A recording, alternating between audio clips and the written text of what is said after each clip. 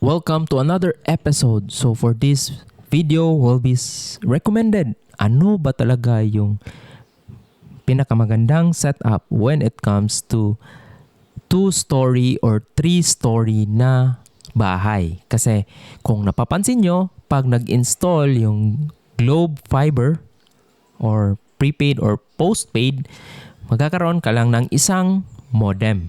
And modem, meron na siyang dual band, 2.4, tsaka isang 5 GHz. When you talk about 2-story to 3-story na bahay, medyo limited talaga yung propagation when it comes to Wi-Fi signal na ganito. Kasi etong dito, alam mo naman pag second to third na yung bahay mo, ibig sabihin naka-concrete na yung mga walls mo. Concrete walls are makapahina ng signal ng Wi-Fi sa bahay. That's why aside from this, you need to invest in another device. So this is another device. So this is the Linksys, another Wi-Fi router. So in between, kung nasa ground floor, ito naman pwede mo ilagay sa second floor ng bahay mo na second floor. So mas malawak na yung signal niya. So kung yung ground floor mo na mga device dito siya ko-connect, ito yung ko-connect sa second floor mo. So hindi pa natin sila kino-connect, no? So paano ba natin sila i-connect? Simple lang. Kuha lang tayo ng LAN cable. For this sample, maliit lang or short lang yung LAN cable natin. Bakit na-recommend natin yung LAN cable? Pag naka-LAN cable kasi, yan yung best experience when it comes to repeater. Kasi if you're just going to use wireless repeater, the Wi-Fi signal from this ISP will be repeated through this Wi-Fi router that is in the second floor. This is going to be in the ground floor. For this one, it can already reach up to the third floor, considering that you put this router near the staircase. Why staircase? Because it has the least attenuation, or it has also walls that can penetrate signal through the third floor, while this one has very difficult.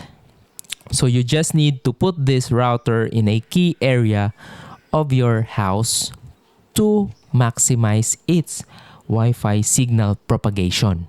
That's very important, critical to choose saan, tsaka pwede bang may power ba doon na kakabitan dito. Kasi itong third-party router, meron rin siyang power supply na needed. So let's connect them using this LAN cable.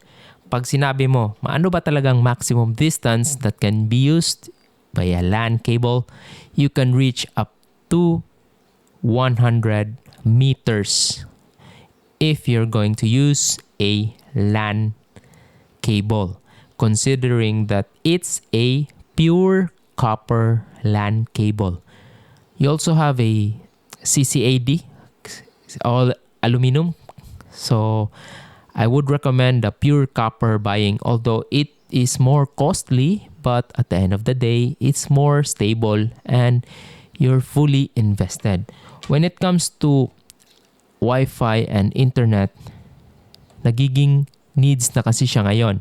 Kaya huwag kayong magtipid when it comes to Wi-Fi router. So first things is you just need to select. When it comes to Globe, LAN 1 to 4 are already activated. For the PLDT, I think LAN 1 has only the internet, and the 3 and 4 are reserved. So you just need to call their customer service just to activate the ports for PLDT. For Converge, I think it's also the same. You need to call the customer service to activate. But for the Globe, it's automatic. They don't usually limit the customer because it's the customer's right to use the LAN port. So you just need to use LAN port 1 make sure it's fit. So click.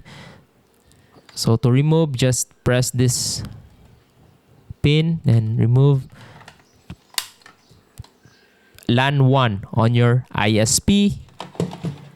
For this one, for the third-party router, make sure you connect this through the WAN interface or wide area interface.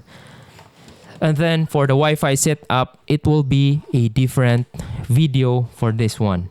But I'm just showing you how you're connected from router 1 to router 2. So this is the router 1, the ISP. The router 2 is the third-party router. So make sure you're connected to the WAN interface. For this one, this is also in the router mode. This is also in the router mode. So, yep. It will provide a better signal and better internet experience when you connect this router on your second floor and the third floor. Kasi, yun nga, pag ito aabot sa second floor, medyo mahina na siya. So, connect to the nearest Wi-Fi device you can connect when it comes to Wi-Fi signal. Okay? So, that's it, guys. I hope you learned something about this video. And please share and comment if you have any questions, recommendations on our internet experience.